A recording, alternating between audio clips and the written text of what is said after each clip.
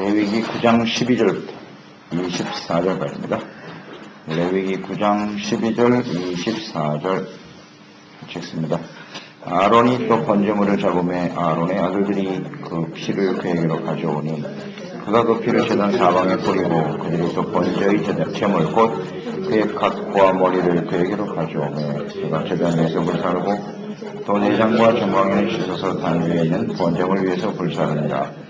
그가 또 백성의 예물을 드리되 곧 백성을 위한 속죄제의 염소를 가져다가 잡아 정과 같이 죄를 위하여 드리고 또 번제물을 드리되 제대로 드리고 또 소제를 드리되 그 중에서 그의 손에 한 웅큼을 채워서 아침 번제물에 더하여 제단 위에서 불사르고 또 백성을 위하여 화목제물의 수소와 순양을 잡음에 아론의 아들들이 그 피를 그에게로 가져오니 그가 제단 사방에 뿌리고 그들이 또 수소와 순양의 기름과 기름진 고리와 내장에 덮인 것과 콩팥과 산거풀을 아론에게로 가져다가 그 기름을 가슴들 위에 넣으며 아론이 그 기름을 제단 위에서 불사르고 가슴들과 오른쪽 뒷다리를 그가 여호와 앞에 요제로 흔들리는 모세가 명령한 것과 같았더라. 아론은 백성을 향하여 손을 들어 축복함으로 속죄제와 번제와 화목제를 마치고 내려오니라. 모세와 아론이 회막에 들어갔다가 나와서 백성에게 축복하며 여호와의 영광이 온 백성에게 나타나며 불이 여호와 앞에서 나와 제단 위에 번제물과 기름을 사른지라. 온 백성이 이를 보고 소리 지르며 엎드렸더라. 아멘. 참된 제사를 받으시는 하나님, 하나님께서 모세에게 명령하신 대로 아론과 그의 아들들이 제사장 위임식을 마치고 말씀대로 속죄제와 번제와 화목제를 하나님께 드렸습니다.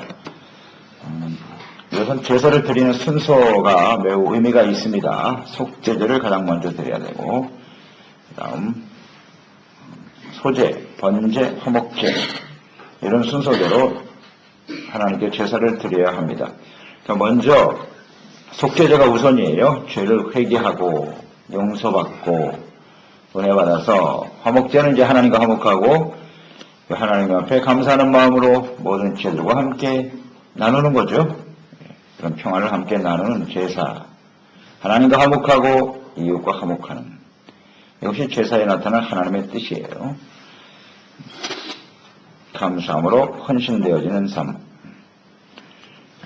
피를 뿌려서 제단 사방에 뿌려 죄를 속죄함을 받는 제사를 드리게 되고, 또 번제는 각을 떠서 드리게 돼 있죠. 각과 머리를 가져오매, 각이라고 하는 것은 여러 조각으로 자른다는 뜻이에요. 각, 여러 조각으로 자른다. 그러니까 온전히 잘라서 불살라 드리는 제사가 번제입니다. 각을 뜬다는 의미는 우리의 온 몸을 하나님께 드려 헌신한다, 그런 의미를 갖고 있지요. 손은 손대로, 발은 발대로 우리에게 주어진 모든 것을 하나님께 드린다. 온전한 헌신이다, 그런 의미를 갖게 됩니다. 15절에 보면 백성의 예물을 드리되 백성들을 위한 속죄제, 즉 죄를 위하여 드렸다, 이렇게 되어 있습니다. 그러니까 우리가 예물을 드리고 제사를 드리고 하나님 앞에 헌신되어지는 것은 죄를 위해서 드리는 속죄제, 속번제, 번제, 하여튼 제물을 드리고 예배를 드린다라고 하실 때 언제나 우리는 속죄의 의미를 잊지 말아야 돼요. 죄를 위해서 드리는 겁니다. 사람이 온전하면 이 성전에는 제사가 필요 없단 말이죠. 구원받은 이후에도 우리는 하나님 앞에 언제나 속죄제를 드릴 수밖에 없는 이런 연약한 존재라는 사실을 잘 알아야 됩니다. 하나님을 배우기 위해서. 우리가 예배를 드릴 때 아주 중요한 생각이거든요. 예배를 통해서 뭔가 우리가 기대하는 것이 있을 텐데, 물론 기대가 없이 나오는 사람도 많아요. 그냥 뭐 종교적인 행위로 예배에 참석했다 흩어지는 사람도 많은데, 예배를 드릴 때 뭔가 기대가 있어야 된다. 어떤 자세로, 어떤 생각을 가지고 예배에 임해야 되느냐 하는 겁니다. 언제나 여기 말씀처럼 죄를 위하여 드리는 거예요. 하나님의 나의 죄, 우리 지체, 가족들, 또 백성, 이 땅에 구원받아야 할 사람들을 위해서, 그들의 죄를 위하여 하나님께서 대신 속죄하는 중보의 의미, 이것이 예배에 참여하는 모든 사람들이 정말 초점을 맞추고 중요하게 생각해야 하는 것입니다. 아무 생각 없이 예배에 참석하면 안 돼요. 오늘날 이 한 예배 시간, 이 시간을 통해서 모든 사람들이 죄사함과 구원해받고 하나님과 화목되어지는 진정한 예배가 되기를 원합니다. 죄를 위하여 드리는 거예요. 죄를 위하여. 우리가 용서받아야 하기 때문에 백성들을 위한 속죄제 이렇게 돼 있잖아요. 자기 자신만을 위해서 드려서는 안 되고요. 모든 사람들이 제사함과 구원해받기 위해서 하나님께 나아가 드리는 것이다. 그러니까 이스라엘 백성들이 드리는 지금 첫 번째 제사죠. 하나님께서 모세에게 명하셨고 명령을 받은 아론과 그 아들들 이스라엘 백성 온 회막에 지금 모여 있습니다. 처음으로 이제 제사를 드리는 거예요. 하나님 앞에 위임식이 끝나고 제사장들이 하나님의 말씀대로 그대로 순종하여 제사를 드렸더라. 가장 먼저 첫 번째 드리는 제사가 속죄제라는 사실 중요하죠. 속죄제 이것이 언제나 우선이 되어야 한다. 그 다음에 소제를 드리죠. 소제도 드리고 그 다음에 화목제물을 순서대로 드렸습니다. 역시 화목제물은 요제죠. 요제와 거제로서 하나님께 드리고 그 다음에 그것을 함께 사람들과 나누는 거죠. 화목제물입니다. 그대로 하나님께 드렸더라. 모세가 명령한 것과 같았더라. 예배는 언제나 중요한 것은 자의적 예배가 돼서는 안 되고 하나님의 말씀하신 대로 주님의 뜻대로 드려지는 제사가 되어야 합니다. 그게 온전한 제사예요.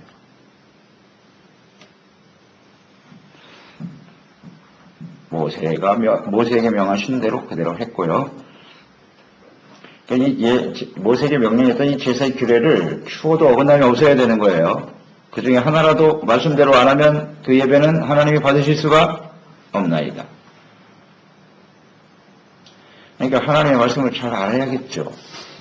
계속 우리가 강조되는 바인데요. 레위기 묵상 정말 중요해요. 모든 말씀이 다 중요하지만 레위기를 모르면 온전한 제사를 드릴 수가 없어요. 드릴 수 없어요. 자, 레위기를 좀 일찍 해야 된다 하는 생각이 들었어요. 좀 제가 이 말씀 묵상을 해서 이거 진정 묵상을 해야 되는 건데 좀 늦은 감이 있구나 하는 생각이 정말 들어요. 우리 그리스도인들에게 있어서 예배가 빠지면 뭐예요? 아무것도 없는 거지. 예배가 제일 중요한 건데.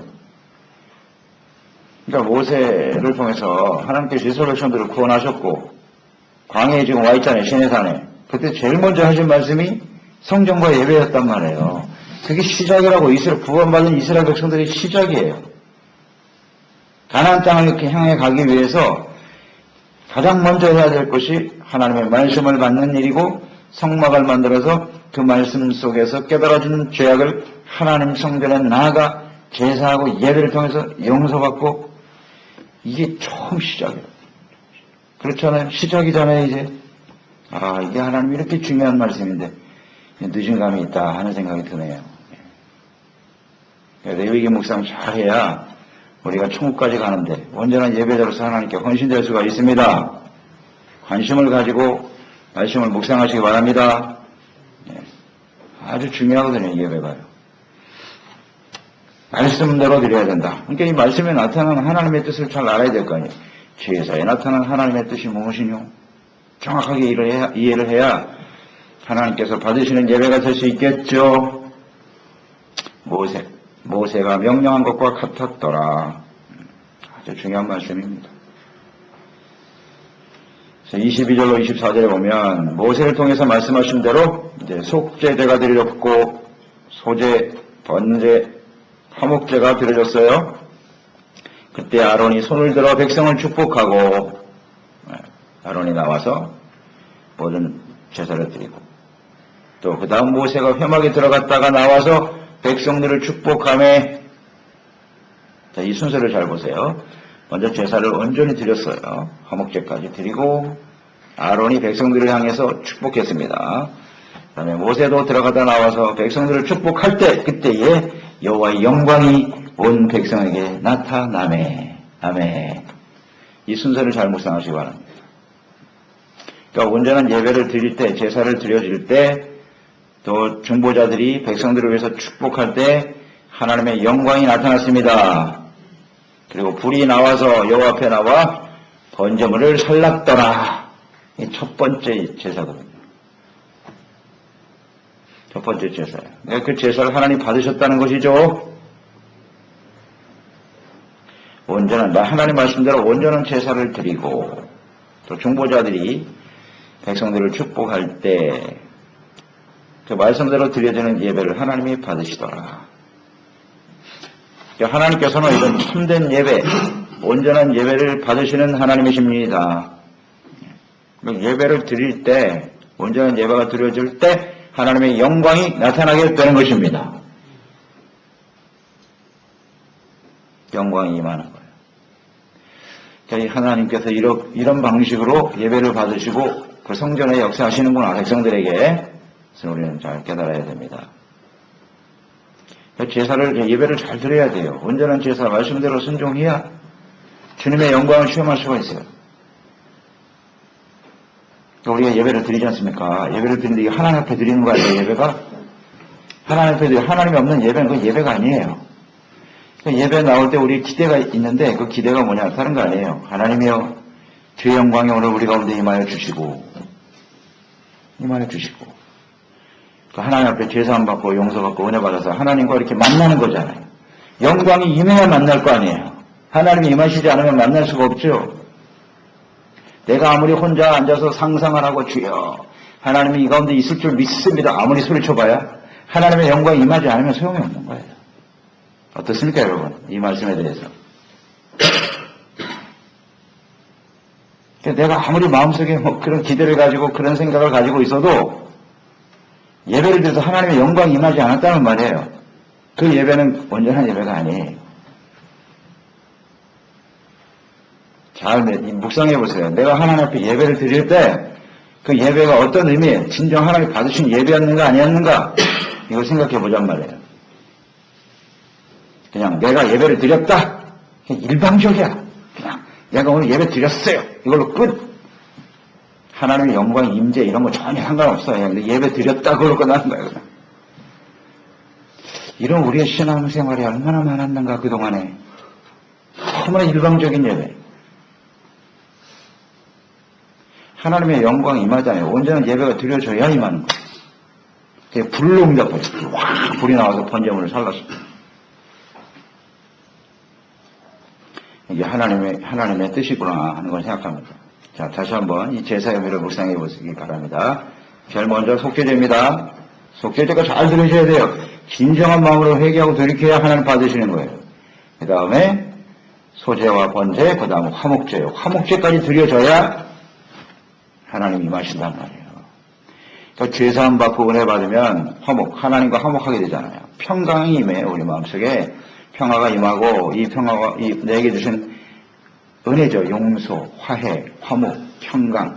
이것을 다른 사람, 이웃들과 함께 나누는 것까지. 그렇죠? 이 순서를 잊지 마세요. 모든 사람들과 함께 화목하고 그 은혜가 충만할 때 하나님이 임하십니다.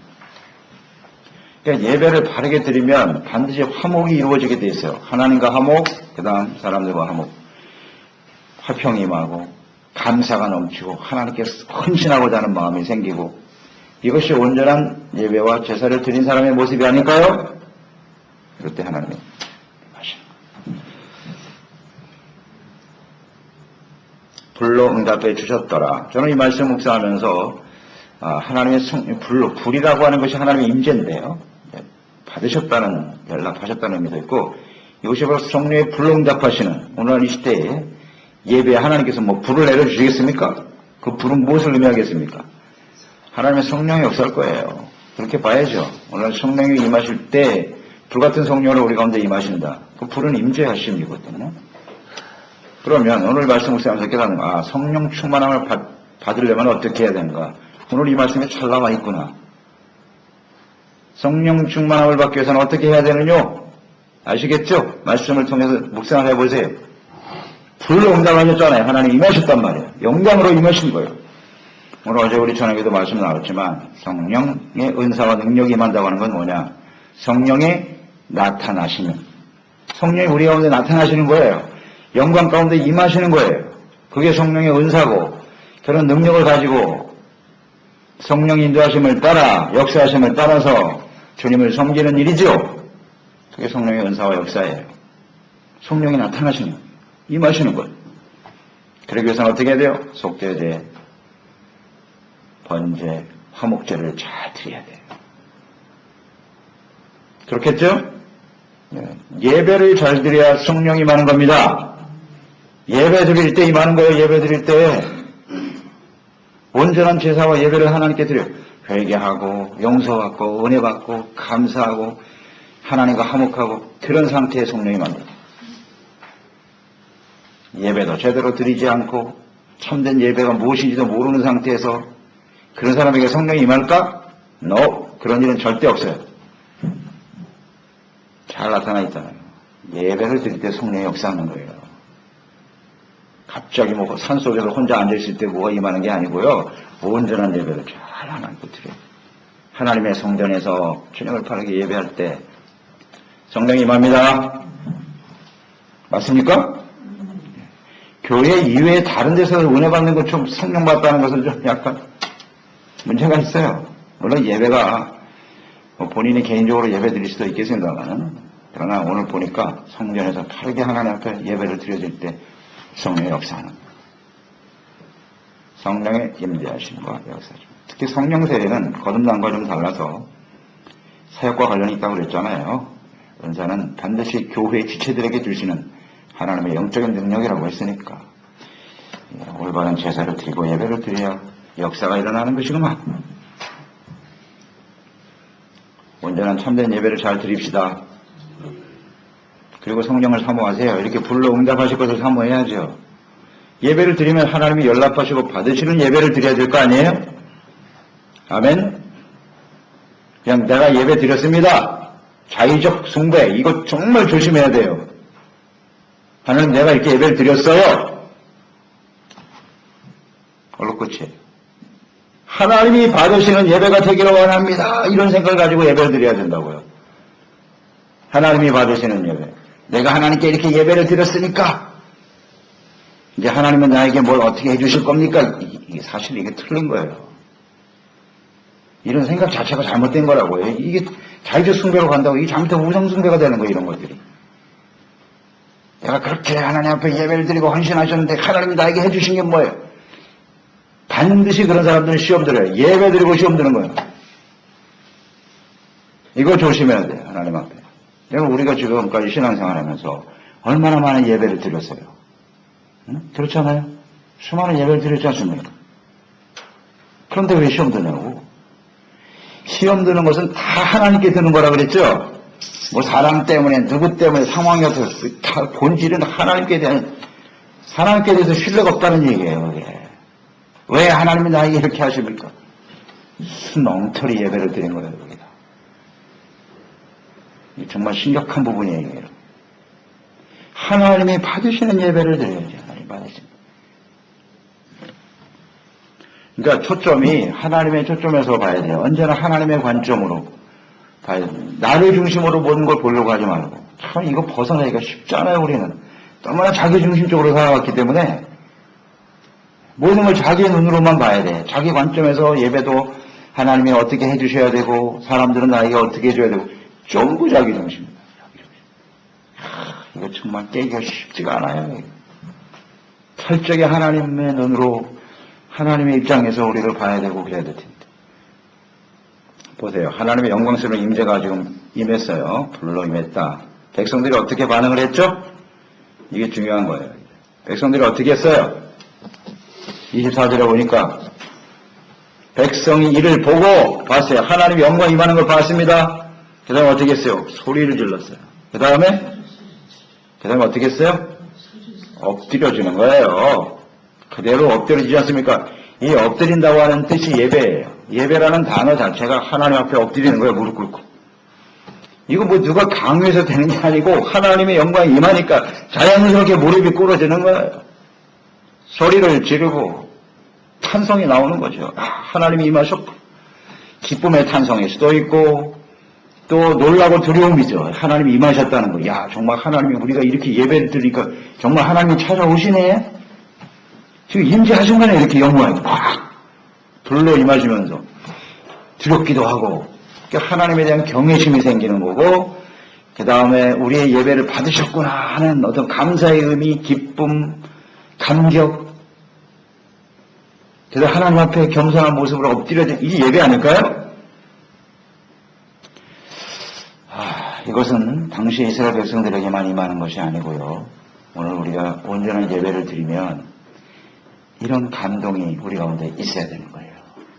하나님이 우리를 예배를 받으시면 소리를 지르는 이런 탄성이 나오고 감격이 나오고 기쁨이 있고 놀라움이 있고 두려움이 있고 하나님 앞에 엎드려지는 정말 겸손해지죠. 하나님. 야, 나 같은 죄인을 하나님 또 받으셨군요. 주여 감사합니다. 감사하면 이 뱃속에서 또 올라오지 않겠습니까? 이 감격에 소리 지르는 걸 보세요. 그 찬양이 저로 나오고 이 찬양이 나오는 거지. 하나님 앞에. 찬양도 형식적으로 들려줘요. 이건 온전한 예배라고 볼 수가 없잖아요. 하나님 앞에 이런 예배를 온전한 예배자로 되어질 때 하나님께서 연락하시고 우리와 함께 하시잖아요. 이렇게 함께 임하시잖아요. 함께 하시면서 우리의 인생을 이끌어 주시겠죠. 그럼 뭐 아무 문제가 없어요. 주님이 함께 영광으로 임재하고 계신데 뭐가 문제가 되겠어요. 하나님이 우리와 함께 하시고 역사하지 않는다. 여기에 대한 확신이 없기 때문에 불안한 거지 사실은. 그게 불안한 거 아니에요? 상황이 상황이 어렵고 그런 건 사실 문제가 아닌데 그건 본질이 아니거든. 왜 하나님의 백성들이 하나님의 자녀로 인생을 살아가면서 왜 불안해해요? 왜 두려워해요? 하나님이 함께 하시지 않는다는 거죠. 확신이 없는 게 확신이 그냥 나 혼자 서 있는 것 같아. 이 벌판에 이걸 어찌하면 좋을꼬. 그러니 걱정이 태산이지. 염려, 근심, 걱정에 두려움에 사로잡혀서 인생을 사는 거. 그게 무슨 하나님의 자녀야. 그게. 왜? 그 원인이 뭐예요? 온전한 예배를 드리지 못하기 때문이란 말이에요. 예배를 잘 드려야 쓰임하시고 그 하나님의 인도하심을 따라가는 거예요. 할렐루야죠. 그래서 우리 예배가 얼마나 소중한 것을 다시 한번 깨닫고요. 온전한 예배자로 주님 앞에 섰으면 좋겠어요. 이런 영광을 체험해야 이게 진짜 예배를 드린 거예요. 다른 예배를 드린 거예요. 요한복음 4장 23절에 말씀하셨죠. 하나님 영이시니 예배하는 자가 영과 진리로 예배를 드려야 한다. 아버지께서 참되게 예배하는 자들, 이게 중요해요. 참되게 예배하는 자들을 영과 진리로 예배할 때가 오나니 곧 이때라. 아버지께서는 자기에게 이렇게 예배하는 자들을 찾으시느니라. 영과 진리로. 이런 참된 예배가 이 레위기에 나타나는 이 제사거든요. 이 예배의 모습으로 하나님께 드려지면 제물이 이제 예수님이잖아요. 예수님이 십자가에서 자신의 몸을 속죄제물로 번제로 화목제물로 드리셨잖아요. 그러니까 그 예수님의 그 십자가 앞에 나가서 이렇게 온전한 예배와 제사를 하나님께 드려질 때 하나님께서 성령으로 역사하시는 거이죠. 보세요. 예배를 하나님께 드려졌을 때 그 다음에 하나님이 임하시고 불러 역사하신 겁니다. 예수님이 십자가에서 자신의 제물을 드린 다음에 어떻게 됐어요? 그 다음에 성령이 임한 거예요. 이 순서는 언제나 같아요. 제물을 드린 다음, 예수님이 십자가에 죽으신 다음에 성령이 임하는 거예요. 우리도 똑같아요. 오늘 우리가 하나님께 온전히 제사와 예배를 잘 드려주고 헌신될 때 우리의 몸을 하나님이 기뻐하시는 거룩한 산제사로 드려질 때 성령이 임하시는 거예요. 그래서 성령 충만해서 성령의 인도하심을 따라 영과 진리로 성령의 인도하심을 따라 진리의 말씀에 온전히 순종하는 그런 제사가 되어질 때 하나님이 함께 하시고 인도하시는 사람을 살아갈 수 있지 않겠습니까? 첫 번째 제사라고 이게 지금 아주 역사적인 순간이에요. 첫 번째 제사를 이스라엘 백성들이 광야에서 드린 거라고. 그러니까 이 드려진 예배가 하나님의 그 영광스러운 임재하심이 앞으로 이스라엘 백성들을 광야로 이끌고 나가는 거죠. 이제. 시작이죠. 시작입니다. 이런 삶을 계속 잘만 유지해 나간다면 이스라엘 백성들은 이제 가나안 땅까지 들어가는데 전혀 문제가 없나이다. 근데 우리가 잘 아는 바와 같이 이런 첫 번째 제사를 성공적으로 드려진 이스라엘 백성들 어떻게 되었는가? 여기 온 백성들이 지금 회막문에 모여 있었어요. 온 백성이 다 그 앞에 서 있었다고요. 하나님 받으셨다는 것은 그 당시에 모든 백성들의 죄가 주님 앞에 사함을 받은 거예요. 그런데 그 용서받은 백성들이 어떻게 되었노? 광야에서 다 죽었네. 이게 굉장히 중요한 의미라고요. 광야에서 다 죽었어요. 이 감격적으로 첫 번째 예배를 드렸던 이 사람들이. 그러니까 그들이 죽은 이유가 뭐예요? 그 이후에 참된 예배를 드리지 못했기 때문에. 아멘? 이게 핵심이에요. 그들이 왜 죽었습니까? 광야에서. 참된 예배를 드리지 못했기 때문에 죽은 거예요. 이렇게 용서받을 수 있었는데, 이런 제사를 하나님께 온전히 드릴 수만 있었으면, 성막도 있었고, 제사장도 있었어요.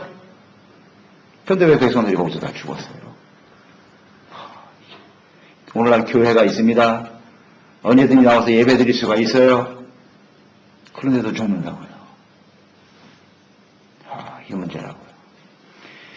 또 이런 상태 해봐요. 이스라엘 백성들이요. 여기서 참 감격적인 예배를 드렸는데 그들이 이제 광야에서 죽을 수밖에 없는 상황에서 그들이 예배를 드렸을까요? 안 드렸을까요? 제사를. 생각해 보세요. 제사를 드렸겠습니까? 안 드렸겠습니까? 드렸다고 말하죠. 모세가 살아있는 한 이 제사는 계속됐을 거예요. 그렇지 않아요? 근데 제사를 드리고 죽었다고. 이게 문제지, 이게. 이 부분을 우리가 놓치면 안 돼요. 모세가 살아있는 한은 이 제사는 계속됐을 거야. 그런데도 이렇게. 이게 우리에게 중요한 의미를 준다고 봅니다. 그래서 우리가 하나님 앞에 서는 그날까지, 천국 들어가는 그날까지 예배의 소중함을